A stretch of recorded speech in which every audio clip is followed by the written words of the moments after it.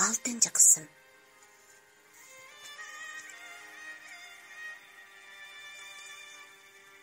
Bir shanba kuni biz bir oila kishilari shundoq xo'shal kayfiyatda choyxonadagi supida opam etgan polodin huzurlanib yeb o'tirdik.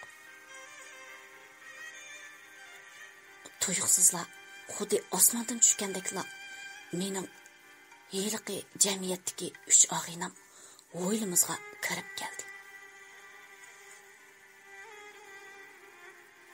Ularni ko'rib opamning chiroyi o'ngandek bo'ldi. Enim muhtarmu qo'shimlarni turib menga qarab qo'ydi.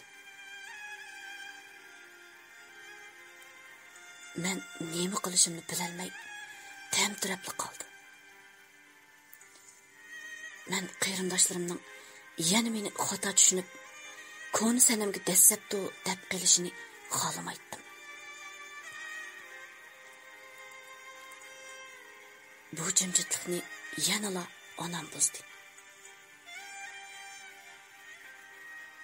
Onam kulib turib, "Kelinglar balalarım, yaxshi kepsizlar. Yaxshi mehmon osh ustiga" debdikan. "Qani, yuqori chiqinglar. Men aytgan pologa eg'iz tegib beqinglar balalarım." Onam shundoq deb ularni yuqoriga chiqarib, ularning oldiga oshdan bir tovoq elib qo'ydi. Biz birlikda o'tirib tamoq yeyishga boshladik. Men ularning meni izlashdagi maqsadini obdan tushunatdim. Chunki hozir men pul topgan edim. Pulim yo'q chaqda soyisini ko'rsatmagan bu og'inlarim pul topganimni ko'rib yana meni izlashga boshlagan edi.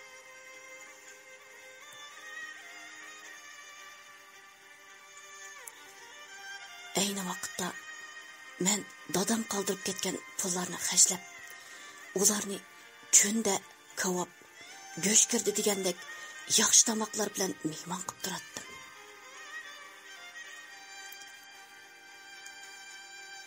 Biz hammaylar tamoqni yeb bo'lib turishimizga og'inam Odil so'z ichib qoldi.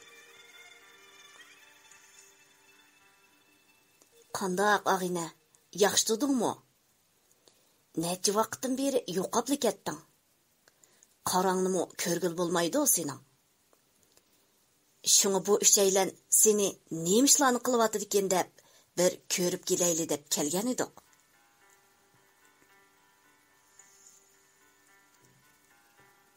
Bu gaplarni anglab shundoq jodunim tutdi. Ularga ayni vaqtda qilganlarini deyishni o'yladim-yu, ammo onam bilan muhtarning menga tikilib turganligini ko'rib, ortiq gap so'z qilmayla ularga: "Yaxshi gapsizlar bolalar, yuringlar. Men sizlarga nima ish qilayotganimni bir ko'rsatib qo'yay." Men shundoq debla ularni boshlab hunar qilgan uyimga elib mandim. Biz uyga kirgandan keyin men eshikni asta yepib etdim.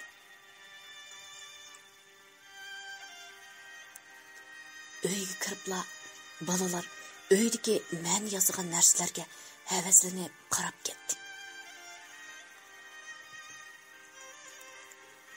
Odil mug'ambarlarcha kulib turib: "Pah, bizning bu Loban og'inimiz katta ishlarni qiladigan bo'lib ketdi-jumo. Yaqindan beri yo'qolib ketib nima ish qilyapti ekan desak, asli boylar qiladigan ishni qilib o'ltirib, vaqtini isrof qilib tutgan emasmi bu? Hey, ozroq pul tepibla bizdek og'inlaringni unutib ketding degina sen. O'z vaqtida hayotning payzini bil surgan vaqtlarimizni unutib qolgan o'xshamamsan. Qandoq? Xeyli ko'p pul topgansan. Bugun bir yashab kelmaylimi? Hazır sen yok, bizning so'rovlarimiz mo ancha qizimaydigan bo'lib qoldi.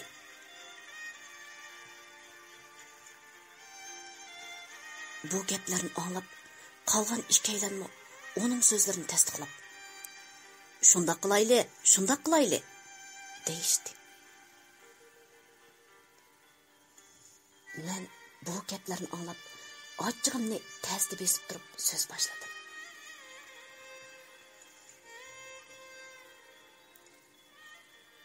To'g'ri deysizlar. Men yo'q bo'lsam, sizlarning so'rininglar qizimaydi. Chunki ayni chaqda men onamni qo'shitib yurib elib chiqqan shu pullar bilan sizlarga eng esil tamoqlar, eng yaxshi haroq tamoqlarni elib bergan.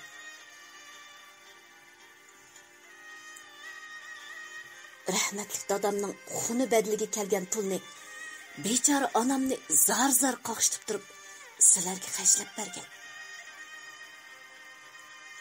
Ham o'zim kayib sapa qilib o'yinga berilgan.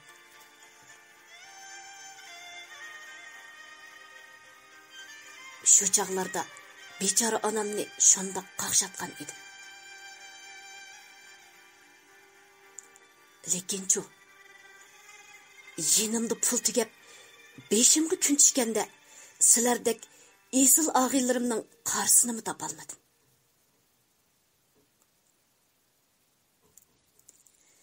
Sizlardan pul emas, kuch talab qilib telefon qilsam, qaysinglar telefonni oldinglar?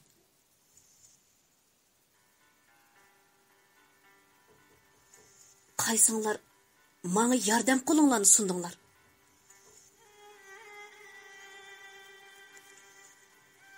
Shu chaqda yenimda pul tugab, hammanglar meni tashlab ketdinglar.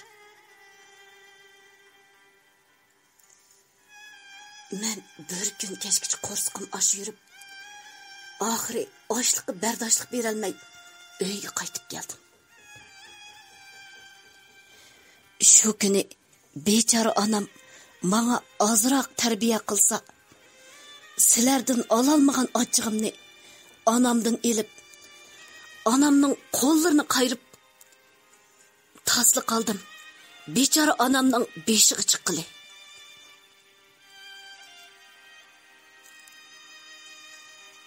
Endi bildimki, bu dunyoda oiladan illiq makon, otani qarindoshlardan esil do'st yo'q ekan.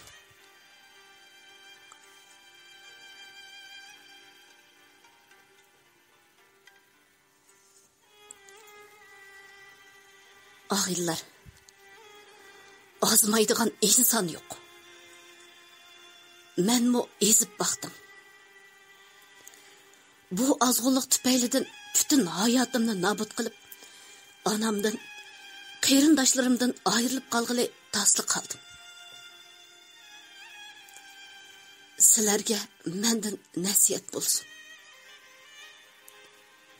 Endi ota-onanglarni qaqshitib, ular bergan pullarni buzib chechib, sirtlarda har xil qalaymaqan ishlarni qilib yurmanglar.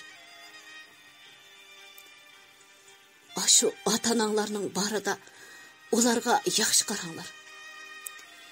Mehr muhabbatinglarni beringlar.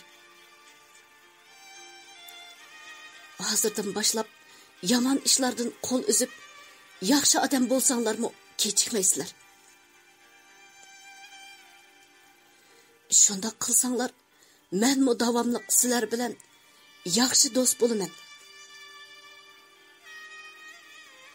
Agar unda qilmasanglar, buningdan keyin meni hargiz izlamanglar.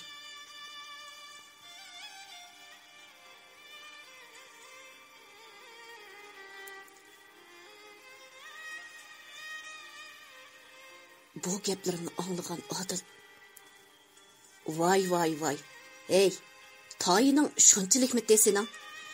Xotin kishida ko'zingning yuntisini chiqirgan bo'psan-ku sen. Bo'ldi. Ballar, yuringlar ketayli. Buning momamdek nasihatlarini anglab o'tirmay. Kechda nada o'ltiramiz? Berib shuni maslahatlashayli. u shundoq deb Mehmet bilan Yusufga qaradi. Ular gap so'z qilmas, tirnoqini tatlab o'ltiradi. Odil ulardan hech bir javob chiqmaganini ko'rib, zardi bilan eshikni yopganicha uydan chiqib ketdi.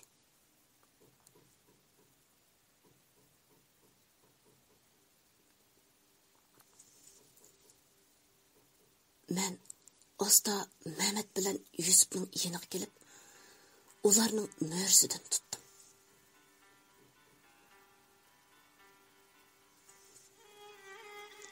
Ağinlar, biz ezelden yaman balalar emas.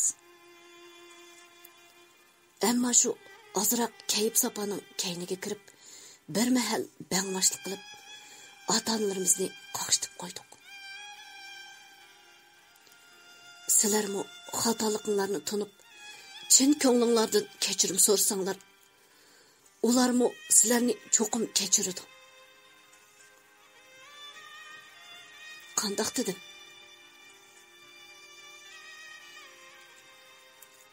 Bu gaplarimni anglab, u ikkilan yig'lab ketdi.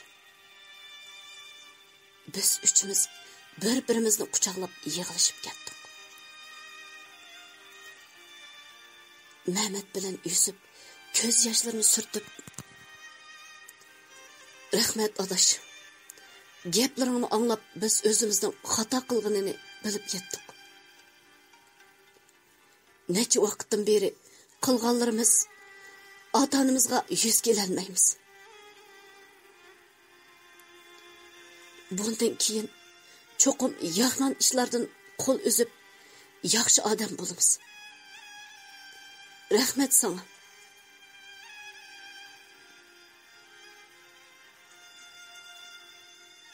Ular shundoq deb men bilan xo'shlashib, birlikda uydan chiqib ketishdi. Men u ikkisining kaynidan qarg'animcha, "Sizlarga rahmat og'inglar. Sizlarning mendek yomon yo'ldan qaytishinglarni umid qilaman" deganlarni o'yladim. Shu vaqtda eshik ochilib, onam yig'ilganicha uyga kirib keldi.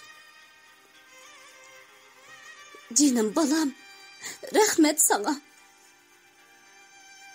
Endi cho'ng bo'psan balam. Men sendan bekmi xo'sh bo'ldim. Endi o'lib ketsam-mu armonsiz ketadigan bo'ldim." Onam shundoq degunicha meni bag'riga besib, buqildab yig'lab ketdi. Menmi onamga qo'shilib yig'ladim. Boyidan beri bechora onam meningdan ansirab, deraza to'da turib barliq gaplarni anglagan ekan. Men onamning ko'z yoshlarini surtib, onunğa shundoq dedim. "Ana, meni kechiring. Bir mezgil ozg'inlik ichida sizni qaqshitib, sizga nurg'un azor berdim. Qilganlarim uchun bir umr pushaymon qilaman. Buningdan keyin hargiz undaq ishlar yuz bermaydi, ona. Sizni, ini-singillarimizni yaxshi boqaman. Ularga yaxshi yar yo'lak bo'laman, ona."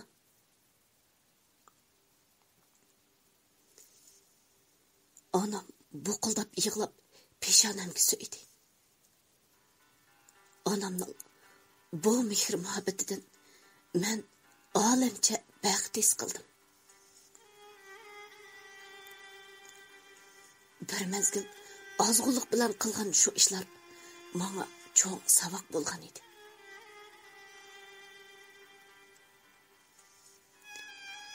Mana hozir kundan kunga turmushimiz xo'shil, baxtiyorlik ichida o'tyapti. Her vaqt onamning, qarindoshlarimning chehradagi xo'shallik kulkisini ko'rganimda ko'nglim yayrabli ketdi. Ammo bechora onamning sunib ketgan qo'liga har bir qitim qarg'inimda o'zimning qilgan oshi ishlar uchun bekla o'kinib azoblanatdim. İçimde o'zimga ona, sizni bir ömür yaxshi turmushga erishtirman deb xitob qilatdim.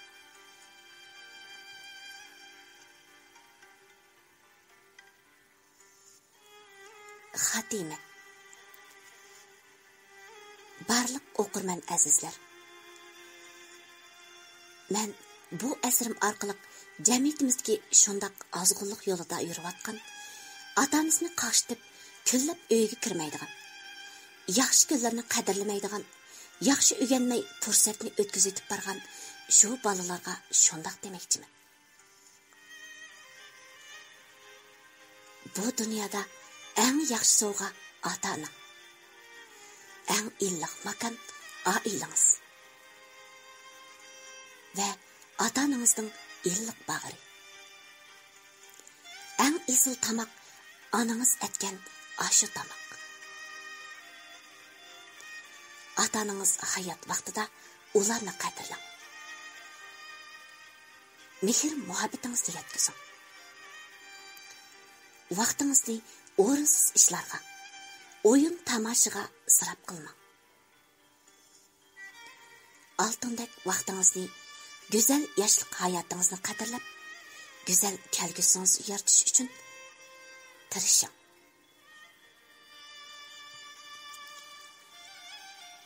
Asrimiz mushu yerda oxirlashdi. Barliq azizlarning yoqtirib anglagani uchun chin ko'nglimizdan rahmat etamiz. Rahmat azizlar. Bizni uzundan beri qo'llab kelayotganlarga tashakkur etamiz.